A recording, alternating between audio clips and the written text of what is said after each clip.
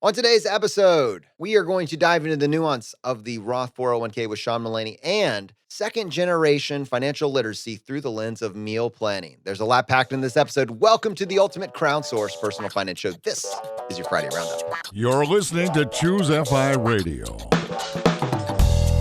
The blueprint for financial independence lives here.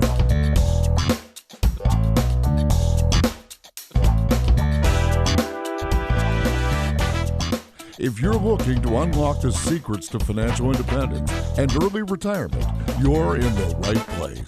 Stay tuned and join a community of like-minded people who are getting off the hamster wheel and taking control of their lives in the pursuit of financial independence. Choose FI, your home for financial independence online.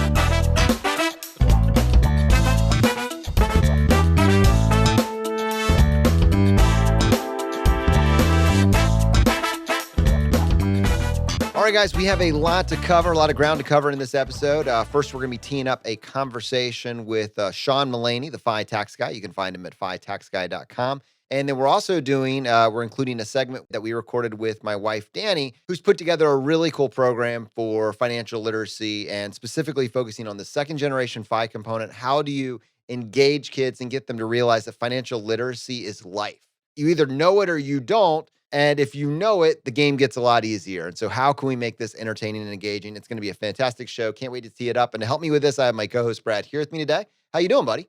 Hey, Jonathan, I am doing quite well. Yeah, what's going on in your world? Well, I tell you, in the Mendoza household, in this kind of, lockdown state that we seem to perpetually be in, we have tried to find more fun activities to do at home.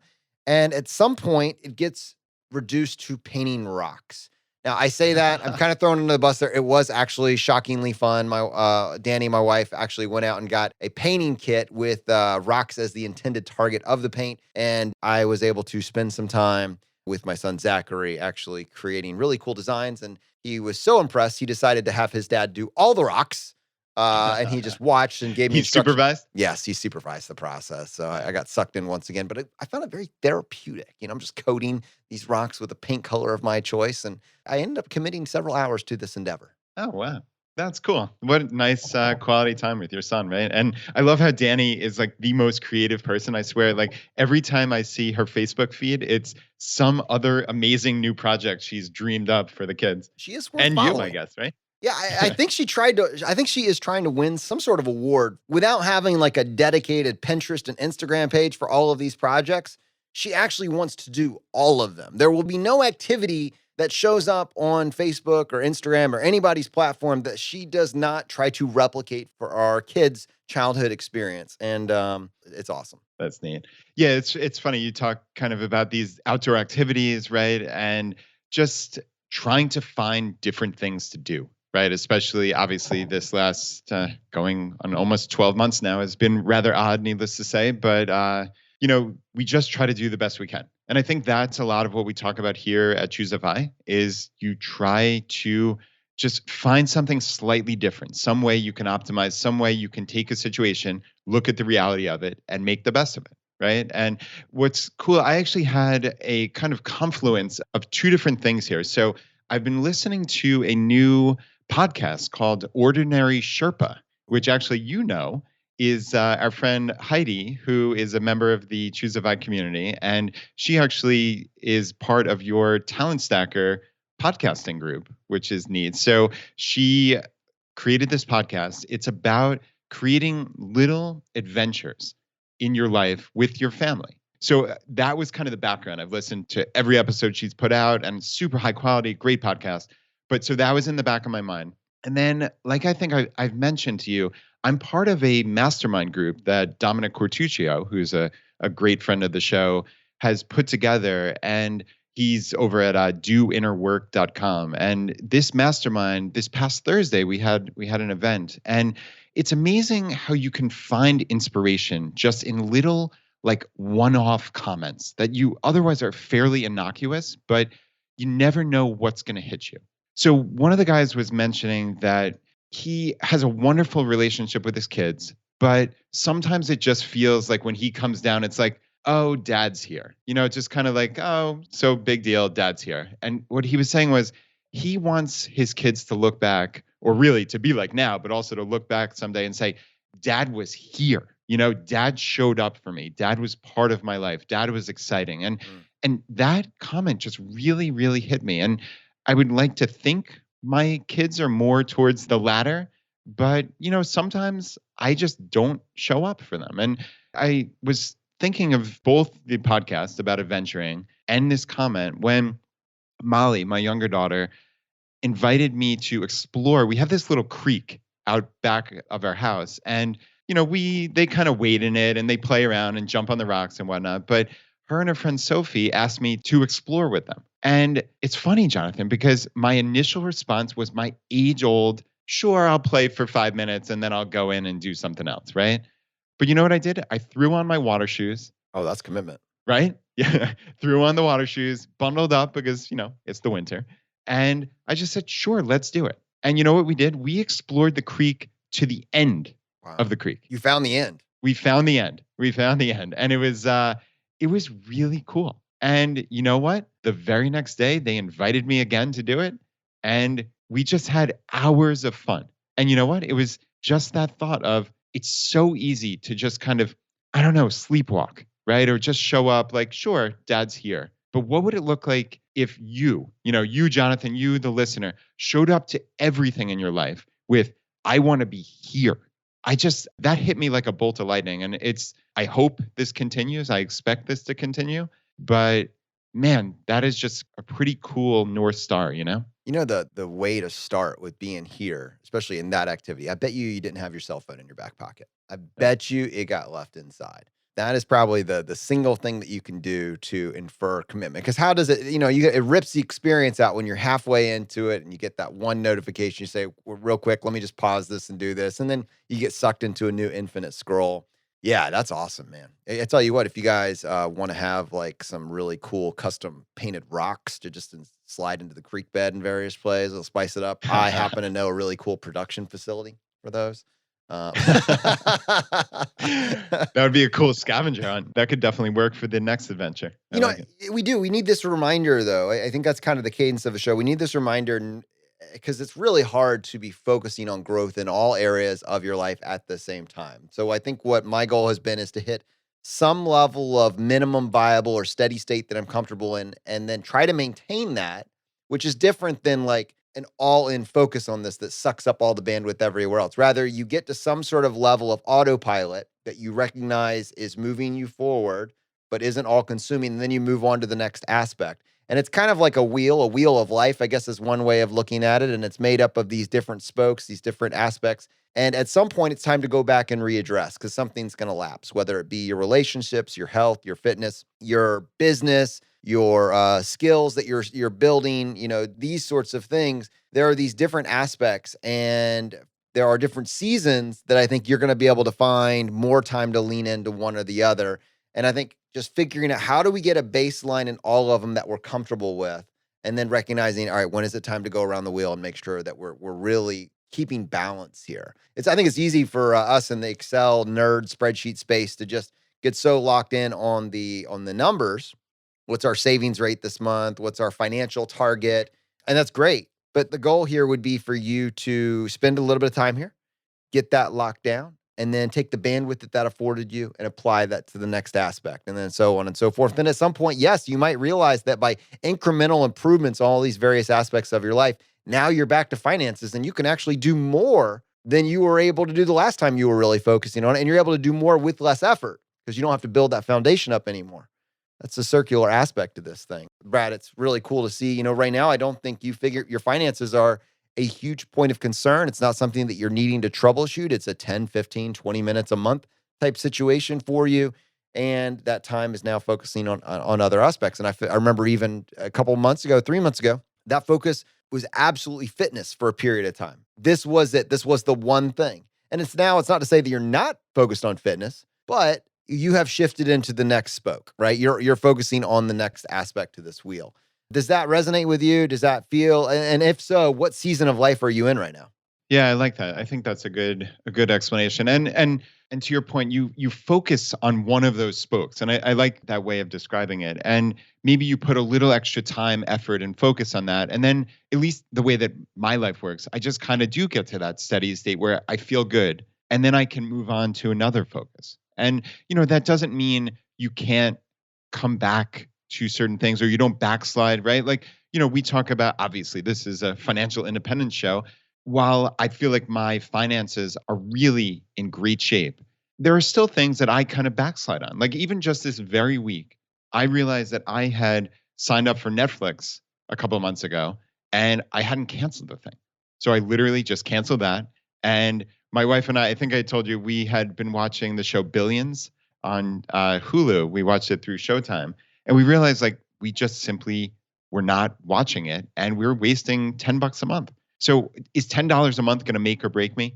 No, clearly it isn't. But I wasn't using the thing and I couldn't justify it. So that was in one 20-minute span, I canceled both of those things. And that was just because I was sleepwalking, right? And sure, this isn't my time to focus on finances because everything really is on autopilot, but you can always go back to it. And I think it's important that you do get to that state where you're comfortable, but realize that every aspect of your life, you cannot just take it for granted. So, yeah, I mean, I guess to answer your question, I would say I'm definitely fitness is certainly still something that I'm focusing on. Though you're right, probably not as much as I was 3 months ago. I've kind of found something that works for me.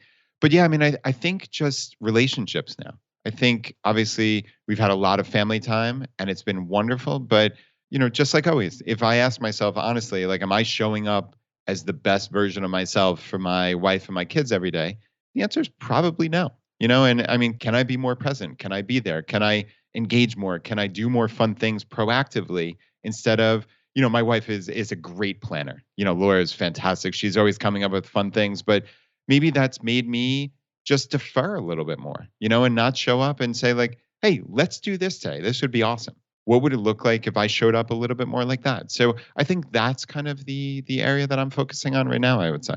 Okay. Let's add a little balance. Everybody spend some time figuring out what, aspect of the spokes of the wheel you're focusing on right now. And is there balance in your life? And for those of you that are really focused on your finances at the moment and tax optimization, we have a fantastic segment teed up for you. So with that, we're going to have a conversation with Sean Mullaney, the FI tax guy, about who should be very excited about the possibility of leaning into and leveraging their Roth, specifically Roth 401K.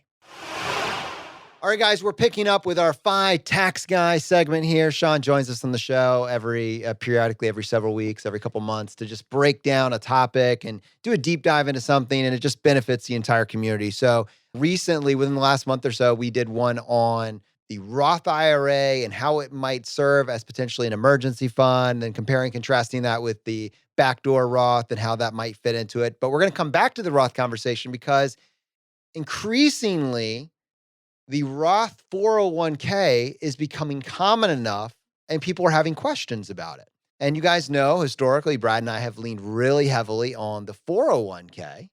Let's control what we can control. Let's control our tax rate. We assume that we're going to be making a higher marginal tax rate now, probably less in the future. Let's pay that tax bill when we can control what our income is. That was the play. But Sean is going to make the case this is increasingly common. There's some nuance here. It's worth discussing. So with that, Sean Mullaney, the FI tax guy, welcome back to Choose a FI.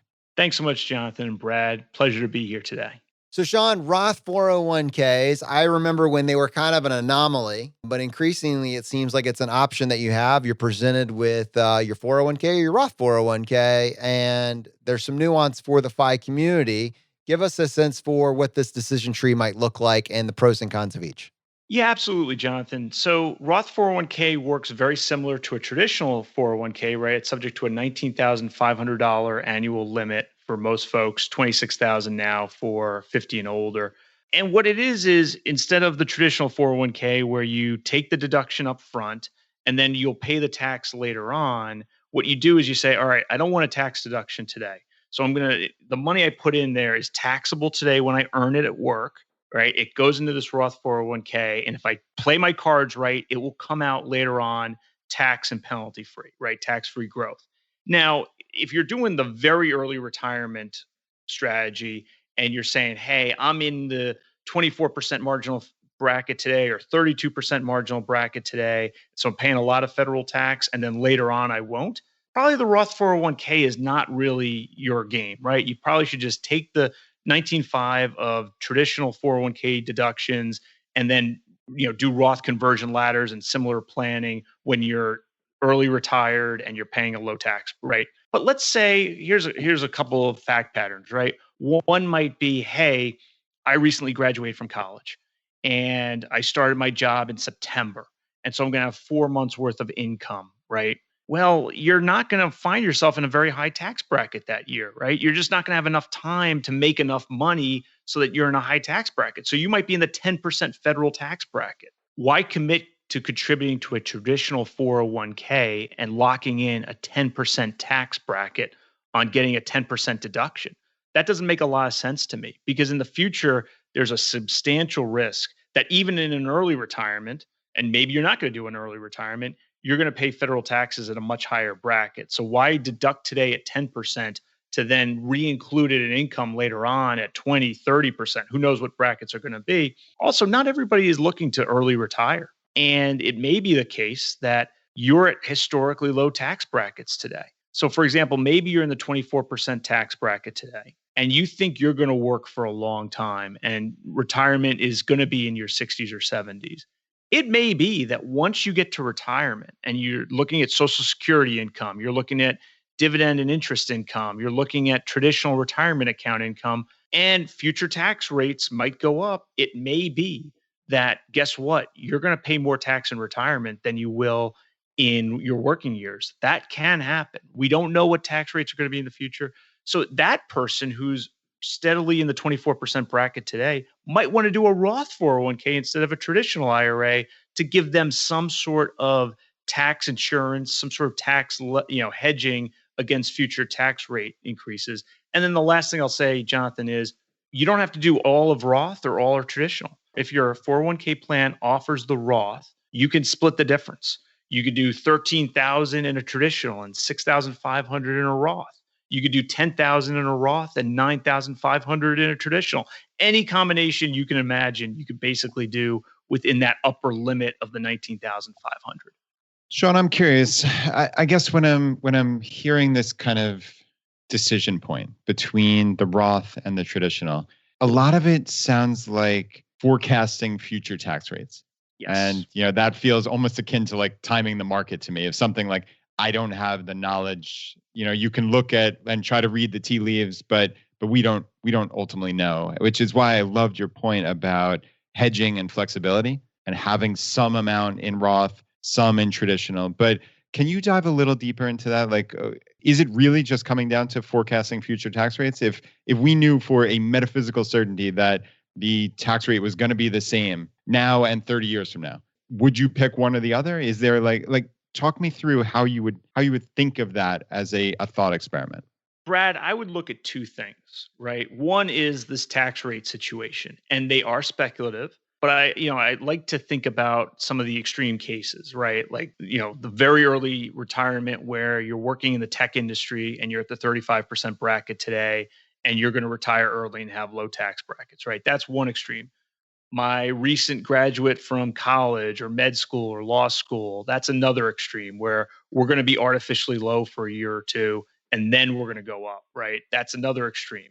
But in the middle, there's a lot of play in the joints. And so, yes, one is the tax bracket arbitrage, and it's very speculative. And there is a nice insurance component to the Roth piece that should factor in there. But then the second piece is the growth piece. And I love the idea of bailing out money from traditional accounts before it grows. So all things being equal, including tax bracket, I would sort of lean towards the Roth account, because I like the idea of, all right, I'm going to lock in my tax rate today. I'm going to lock in, hey, I'm going to pay tax on these earnings, and that stinks, but I'll pay that tax. And then 30, 40 years from now, all that growth will be tax free. And, there's different ways of thinking about it. Mathematically, if growth equaled inflation, then this conversation is irrelevant, right? If my growth is equal to my inflation, it just doesn't matter. I do a Roth, I do a traditional, who cares? I'm hoping my growth is going to be substantially in excess of inflation. And now I like the idea of, hey, I've bailed out those earnings and I never paid tax on them. So that's sort of how I would approach it. It's a tax rate play. It's also a growth play. When you're talking about these individuals that are in the middle here, and they're listening to this show and they've kind of locked on to different tactics, I think it's important just to think about the implications of one of these vehicles versus the other. So, for instance, individuals, whether or not they're ready for it now, they probably have earmarked, when I'm ready for it, let me go do some homework on how the Roth conversion ladder might come into play in all of this. And so they've made some notes to go back and do some research on that. Or maybe they've heard us talk about capital gains harvesting and what this strategy might look like. And they kind of understand when they do the research that some of the conversation, the groundwork we laid is a certain amount of money in a 401k or a certain amount of money in taxable accounts. If now we're putting all of this focus suddenly on this Roth 401k, how does that change the scenario, if at all? Like individuals before 59 and a half that are trying to access this money early, they see this pathway to take advantage of getting the money out of the 401k, letting it season inside of a Roth IRA, and then you don't pay taxes on it when it goes in. You let it season and potentially you don't pay taxes on it when it comes out. And then also when they're looking at capital gains harvesting, they kind of have in their mind, they're anchored to like this 15% federal tax rate on gains up to a certain amount. So like both of those are in play and they are all using these pieces that we're familiar with, the 401k. When we introduce Roth 401k, does that just nuke everything? Are there slight adjustments? Do they become unavailable? Talk us through how it changes the scenario. So I certainly don't think it nukes everything. And I think it depends on your situation, right? So the very early retirees in the audience, right? So you're 35, you're working for a tech company, you're making a ton of money, and you're going to retire in your 40s. I don't think the Roth 401k plays much of a role in that. But I think there's a whole lot more people in the audience who are like, look, I want to retire and I'm not going to be governed by what society tells me. I'm not going to be governed by 65, but it might be 61. It might be 59. I'm just not entirely sure. And I would like some runway when I do early retire. So let's talk about that for a second, right? So if you early retire at, say, age 60. And I just want to point out, I'm gonna let you keep going, but I want to point out you're picking the number that is on the other side of that 59 and a half kind of penalty marker, right? You're saying if you're kind of keeping in mind what the IRS guidelines are, you're not trying to get anything early, then scenario that you're about to lay out. Yeah, I'm going to lay out a scenario where you're 60 years old, you retire early, and your only asset is a large 401k. Just broad strokes, right? Well, guess what? Every dollar you withdraw is now going to be subject to tax. And we don't know what the future tax rates are going to be. We hope they're going to be, relatively low like they are today. But you do have to remember we are at historic low federal income tax rates.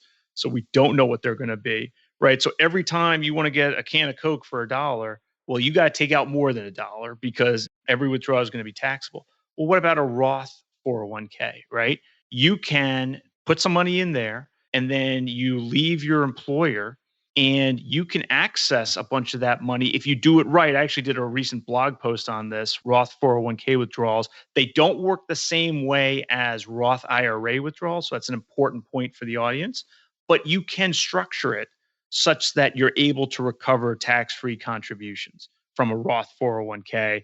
Generally speaking, you may have to use a rollover into a Roth IRA. My blog post goes into detail on that. The other strategy, of course, is just waiting till you're age 59 and a half and you've had the account for 5 years. But, regardless, what this is doing is it's giving you a way to access money in your retirement that you won't have to pay tax on, right? So I think it's not necessarily about nuking conventional financial independence strategies. I think it's about broadening it, right? Because I think 5 years ago, when people were thinking about tax and financial independence, a lot of it was around the super early retiree crowd, right? And that's great. And that's an important piece of the FI community. But I think there's a much larger piece out there that's saying, well, I'm not going to retire at age 42, but I don't want to work to age 70 either. And so there's some strategies we could use to have a little more optionality, a little more flexibility. And I think that's where the Roth 401k comes into play, right? Where you're not necessarily going to do an early retirement, but you're not going to work to age 70. That's where it's a great indicator that maybe a Roth 401k is something you should consider. And then the other point I had made earlier is about those years where you have artificially low income where you're in the workforce. That's often like graduating from law school, med school, graduating from college. You're making money, you're in the workforce, but your income for a year or two is just artificially low. So I want to chase that one down a little bit. And I feel like one thing I heard you say in there is that the Roth 401k, if you understand the rules, you read your blog article, you do a little bit of research, there is a way to access that money ahead of 59 and a half or 60 without penalty via a mechanism similar to a rollover that we've seen in other scenarios. Sounds like you're using your Roth IRA as a portion of that. And we don't need to break it all down in its entirety, but I just wanted to clarify. You're saying with some strategy, you can access money, contributions put in your Roth 401k without penalty ahead of 59 and a half. Was that accurate? That's exactly right, Jonathan. So the default rule, if you're not 59 and a half, is they call it the cream and the coffee rule. A well-known practitioner, Ed Slott, I believe, came up with that moniker years ago. And what it says is, let's say I have a Roth 401k and I put $100,000 in contributions into it over, many years, and now it's worth, let's just say $150,000, right? 100,000 of contributions, 150,000 of total value, so 50,000 of earnings. With a Roth IRA, right, you could just take out money up to $100,000 of contributions, no problem. But let's say I'm not 59 and a half and I take the money directly as a withdrawal from my Roth 401k. Now I have a little bit of a problem because the 2/3 of that withdrawal. So let's just say I take $1,000 out, right? It's worth 150. I just take 1,000, and the first 2/3, $667, tax and penalty free, no problem. But the earnings are ratably included in that withdrawal. So $333 is subject to ordinary income tax and a penalty. So that's not a good outcome, and that's different from a Roth IRA. So on my blog post, I talk about, hey, that's not that great of an outcome. Is there a way we could get around that? And one of the primary ways to get around that is to first roll over your Roth 401k into a regular Roth IRA. Okay. And you could do that at a Vanguard, Fidelity, Schwab, other brokerages, right? These financial institutions are very used to, hey, I've got a Roth 401k or I have a traditional IRA. Can you roll it over, direct trustee to trustee transfer, right? They're used to working with you through those sorts of situations. So now I roll over my $150,000 Roth 401k into a Roth IRA. The way it works is the first 100,000, my old historic contributions, they go in as Roth IRA contributions. And then the next 50,000, the earnings go in as Roth IRA earnings. What's cool about that is out of a Roth IRA, I could take those 100,000 of contributions out tax and penalty free before I dip into the 50,000 of taxable earnings. So that's why we like, in many cases, and your situation may vary, you got to talk to your advisor, but in many cases, if you're not 59 and a half, it makes sense. If you need to access that Roth 401k money, roll it into a Roth IRA first. Sean, that is fascinating. So we often get the question of, hey, I have a 401k at an old job. I left the job. What do I do with it? And I would be curious in hearing your advice, but I think most people just say, oh, kind of usually look at the options. There might be a scenario where your old company, you just leave it there because they have incredible options. The expense ratios are ultra low. Like that's actually my particular scenario, to be honest. And I've left, even though I haven't been at that company in 5+ years, my 401k is still with them. But there's also counterpoints clearly, and we could go into that obviously. But it usually just comes down to that from what I've heard. Whereas what you're saying with this Roth 401k is that there are substantive reasons to roll them out of the company Roth 401k to your own Roth IRA. So I guess first, am I hearing you right? And second, are there other considerations for both of these? I've set you up now for both traditional and Roth. Yes. And the answer is, Brad, it is a multivariable calculus. So there's several questions you should ask. The first one is employer stock. If you have old employer stock in your traditional 401k and it's grown a lot, there's something out there in the tax world, and I don't want to send people down a rabbit hole. I'll say a term. It's called net unrealized appreciation. There can be a tax planning play there. So you do not want to roll that into a traditional IRA from a traditional 401k without at least first considering this net unrealized appreciation tax planning strategy. And that usually requires the assistance of a professional, right? That is not a do-it-yourself tactic, right? So that's one thing. The second thing is the so-called backdoor Roth IRA. If you want to do a backdoor Roth IRA because you make too much to contribute to a regular Roth IRA, rolling your old employer 401k into a traditional IRA is not a good idea, right? So that's another consideration. You alluded to fees. Absolutely. Fees and investment choice. That's a huge consideration. 10, 15 years ago, a lot of 401k plans were not that good in investment choice and fees. That's changing, right? Employers have gotten smarter about this and have used their power to get better investment choices and lower fees. So it may be, hey, you know what? These are good investment choices. These are low fees. Why do I need to pick up the phone and do a rollover, right? That just doesn't make any sense. I'm perfectly happy here. So those are some of the considerations you would want to make. On the Roth 401k side, those considerations generally apply as well. But then I'll add a couple more, right? One is withdrawal strategy, which we've talked about. I can't just take that money before age 59 and a half without having some tax and penalty, right? So you might want to go into a Roth IRA for tax and penalty reasons. And then the second issue is these so-called required minimum distributions. So general rule is all retirement accounts have required minimum distributions once you turn age 72. There's an exception to the general rule, and that's a Roth IRA. So you can have that Roth IRA sitting there and you're 72, 73, 74, 104, no required minimum distributions. If you have a Roth 401k, you do have required minimum distributions. Why don't you like those required minimum distributions? Well, they're not taxable out of a Roth, right? So if you have a Roth 401k and you're 73 years old, you have to take an RMD, no questions asked. Not taxable to you. So why you might be saying, well, why do I care? Well, you want to keep that money in growing tax-free as long as possible for both you and your heirs, right? So, if everything else is equal and you're about to turn 72, generally speaking, I'm going to recommend you roll from your Roth 401k to your Roth IRA just so you can avoid RMDs and keep that money growing tax and penalty. Well, it's already penalty-free, but tax-free as long as possible. Are there any timing clauses on when you can initiate this rollover for your Roth 401k? Is it a separation of service clause? Is it just at a whim you want to do this? Is there any events that precipitate your ability to do this rollover?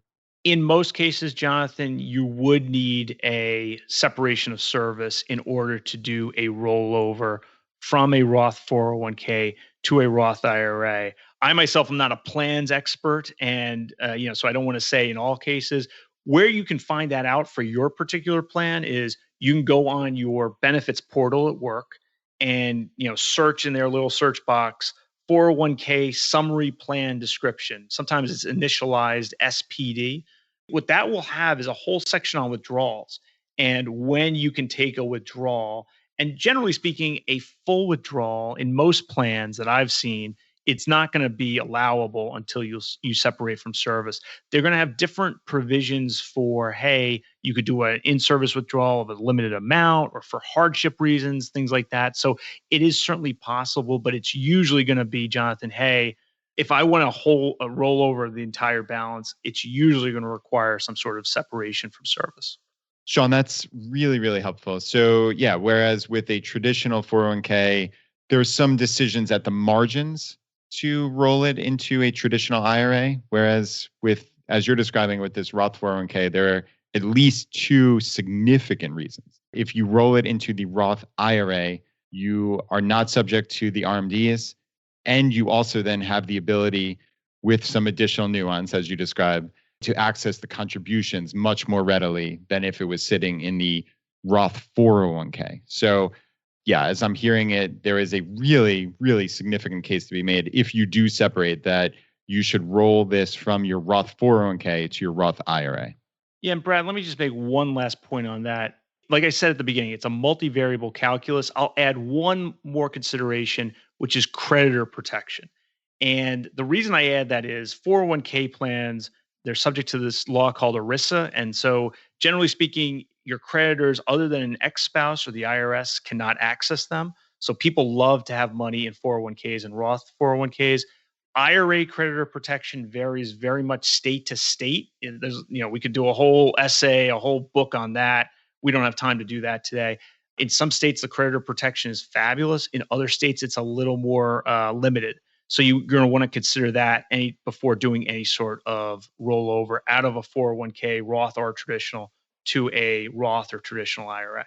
So, as I'm kind of simmering in this along with our audience, it strikes me that if we decide to embrace this tactic and go this Roth 401k, I think many of us with the traditional, the regular 401k that we've talked about ever so often in the show, what it says is we'll figure it out a little bit later. Like we have so many options, so many different ways that we can tackle this, this project of early retirement, and we can optimize our tax strategy around that. Whereas when we really lean in 100% to the Roth 401k, we're basically saying, I just want to keep it super simple. I'm looking at my tax right now. I understand it. It seems okay. I'm just going to lock in the tax rate that I'm in. And for the early retiree, it would lend itself to almost like a two-fund or a two-phase retirement strategy. So we're going to build up the excess in our taxable accounts, and we're going to live on that up until pretty close to our retirement age, whether or not that be on either side of 59 and a half. We've talked about a strategy when we leave our job, whenever we leave, whether it's 50, 57, 56, 52, if we leave it ahead of time, then we could use the strategy that you laid out, take advantage of separation of service, move that over into our Roth IRA if desired, and we could access those funds ahead of time. Or we could just live off our taxable right up until the 59.5, the other side of that, and then we have access to these funds without a penalty. So we don't need to do anything. It's just very, very simple. And then it's just, how do you feel about your current tax rate? And how do you feel, like how much energy do you want to put into really optimizing this down? We're basically removing that, saying we're just going to do the Roth 401k, we'll make it work. Is that kind of where you fall on this as well? Is there anything else? You said it's, multivariable. Is that kind of, you're just keeping it simple and there's some advantages along the way for the person that chooses to go this path? Yeah, I think this is one of those tactics that everyone in the FI community should be aware of. And it's not something to obsess over. It's not something to rewrite your plan over. But especially if you're in one of those marginal cases where you're not going to retire super early, this should at least be a consideration if your workplace offers it.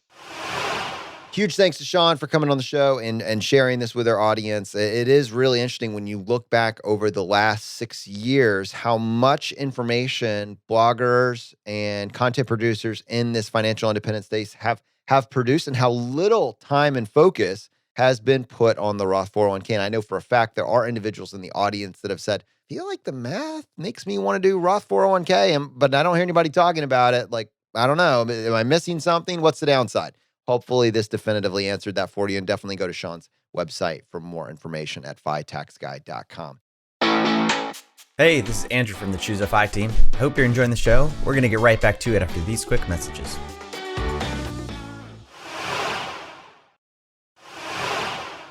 Now, next, Brad, I'm going to hand this over to you. We have a awesome conversation, and you had a fantastic conversation with my wife, Dani, talking about meal planning and using meal planning as a financial literacy tool for second generation FI.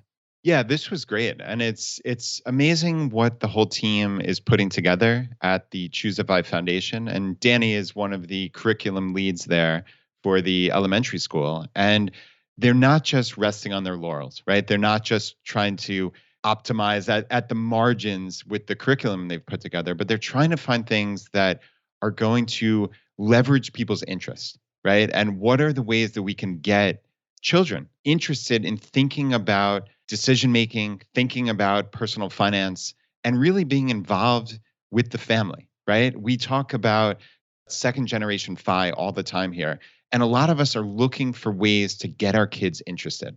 And I think Dani and the entire team put together something great with this meal planning made easy. And yeah, fun conversation. So yeah, let's definitely get into it.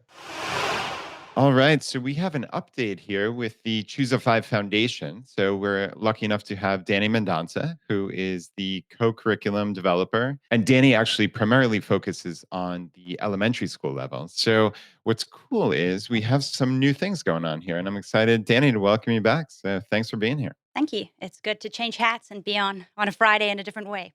Yeah, this should be fun. So I guess just for anyone who is new to the podcast, just give us like a real quick overview of who you are and what's going on at the Choose a Vibe Foundation from a macro level.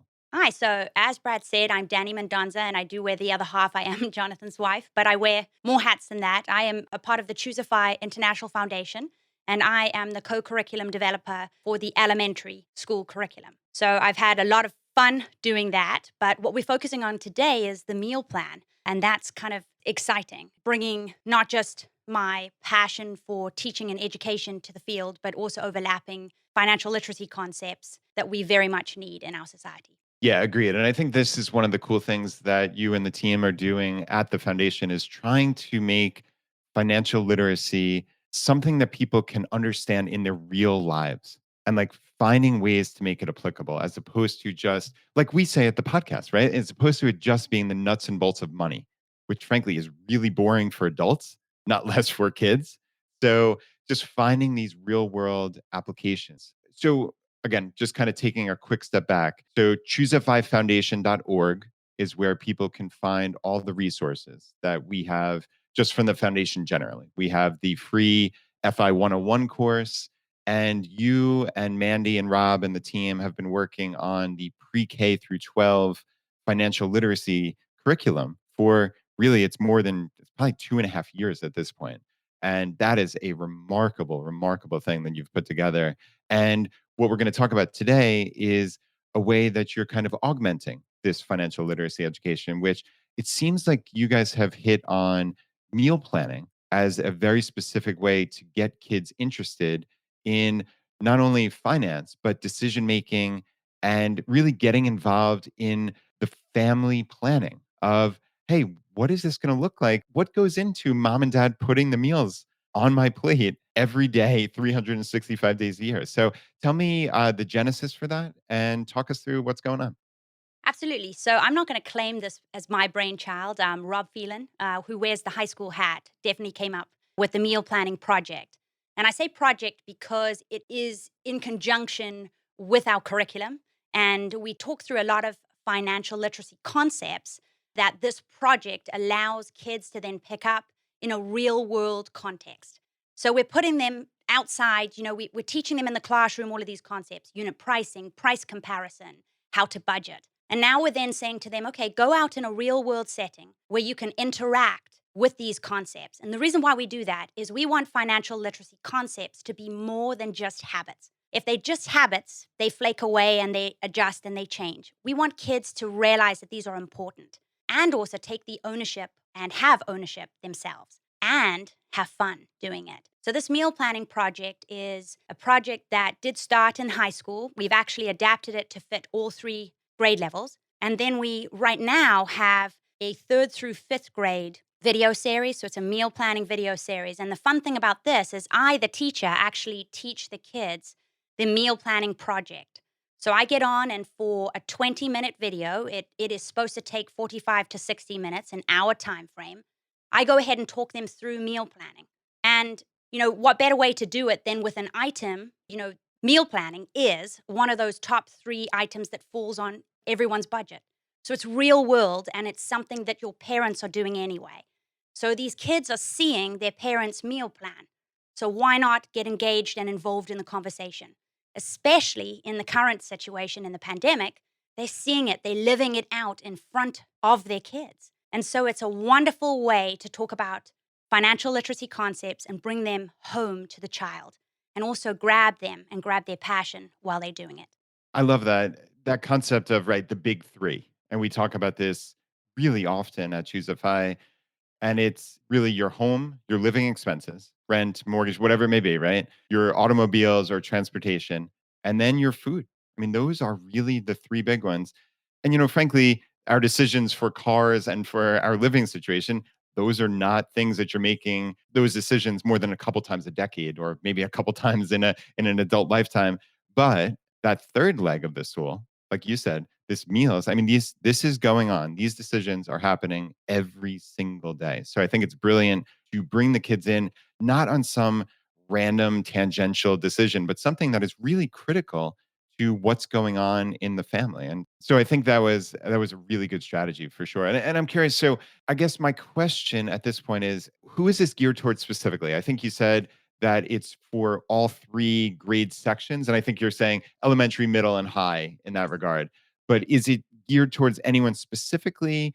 And I guess the follow up to that is, can anyone sign up? Do they need to be doing the curriculum that we already have set up? Can this be like a one-off project? Talk us through what's going on with that.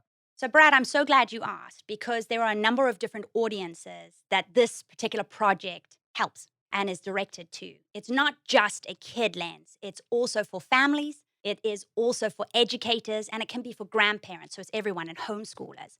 So, basically, what this project does in a 3rd through 5th grade setting, children are tasked with the project of going into a grocery store themselves, either in person or in a virtual setting.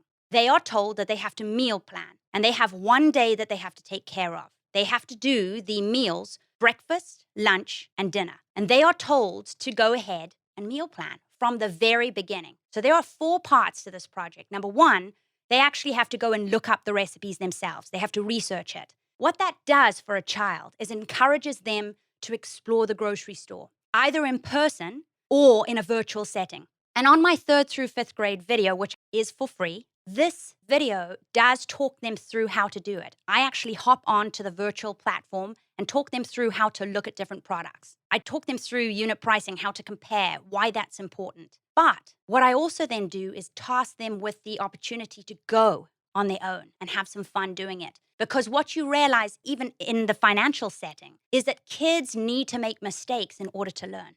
They need to be involved in this project themselves and be able to make mistakes. And if they're making them in the 3rd through 5th grade setting, they are going to be growing exponentially. But this isn't just for students. This video series that I speak of, this meal plan made easy, how to for kids, walks them through everything they will need. The toolkit is there with all of the resources. The lesson format has additional notes that they can then review. When I talk them through this video, I provide places for them to stop, analyze, reflect, think. I encourage them to brainstorm. We watch videos, we come back, we explore the site. So it's interactive, it's flexible. And I say flexible because I know parents are juggling so much right now. And so when you get asked to pick something else up, you kind of get nervous. And I don't want you to be nervous because there is so much in this project that you can pick up and use and adapt to fit your family where you are right now.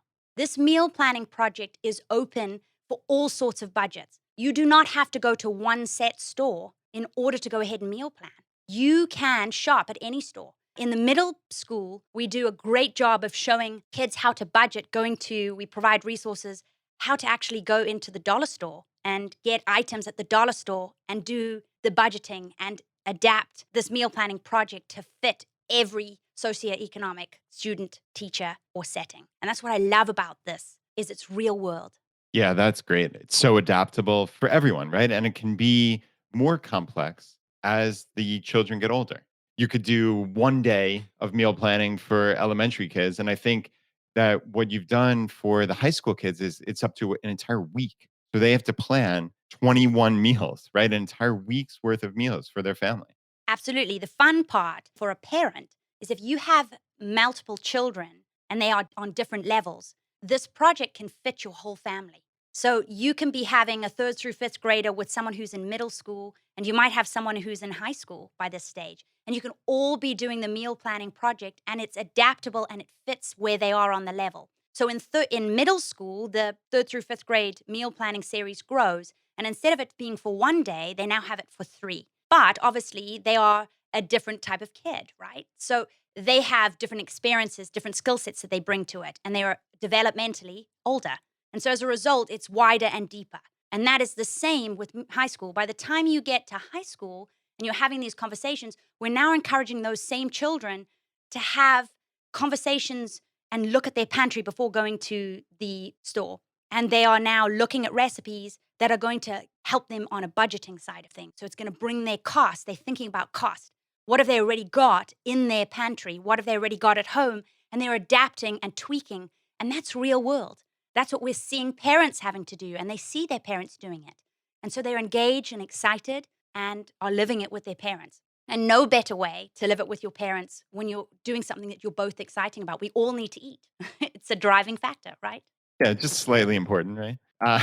Yeah, I love this concept. we're always talking about second generation FI, right? And how do you get these ideas through to your kids or your grandkids or whomever may be in your life, right? And I think a lot of us would love to somehow transmit this love for FI, this love for intentionality to this second generation. And a lot of us just wonder, like, how do we do that? And I think for me, it's always been about normalizing it. It's about normalizing these conversations as opposed to making it, oh, that's for mom and dad. You don't need to be bothered, or oh, you're not old enough for this, right? Like actually normalizing and making it age appropriate, right? There are certain items that we're not going to talk about with in my case, my third grader and my seventh grader, but there are a whole heck of a lot of things that we do introduce to them and they're interested. And I think that's really, really very cool. So for me, this looks like you're building it in some fun into it. You're obviously building this decision making.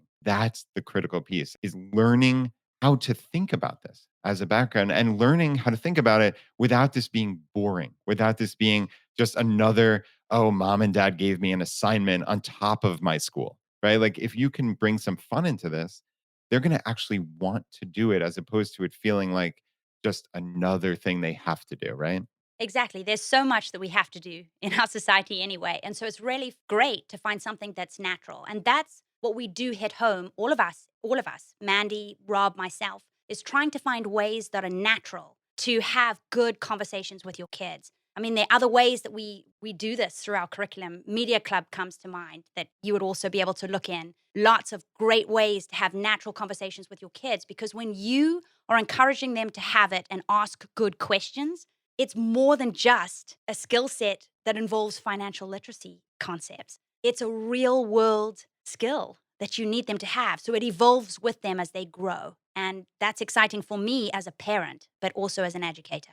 Yeah, and I can speak as a parent. I know you had sent me a couple of videos in the financial literacy side of what you guys are creating, and I had Molly get started on it, and she just loved the videos. I mean, they're really, really engaging. They're interesting. Like she wound up just going to the computer on her own volition to do lesson number 2 and do lesson number 3. It was very, very cool. So, I mean, that is a testament to you, Manny and Rob, and the entire team there at what you're putting together. This is not boring stuff. This is not a drag on their free time. This is something that I know, speaking for my own daughter, like she learned about SMART goals and how to set goals. And she actually then sat down and ran me through the exercise, which was just so much fun. Like to actually set very specific goals. So what you guys are doing, it's working. And that is just it's just so cool to see all the immense amount of work you and the team have put in, like coming to fruition here in real life. And so, a huge thank you from me as a parent, but obviously also from the Choose of I side and our entire community. I mean, this is producing something that is really remarkable. Well, thank you. Incredibly humbled by your words, but also just a reminder that I'm a parent too. And so this is not just important to me from an educator standpoint, but also from wearing the parent hat. And I just see so many wonderful conversations that you can have with your kids. And that makes me smile because in the video series, I encourage kids to go and have those conversations with your parents.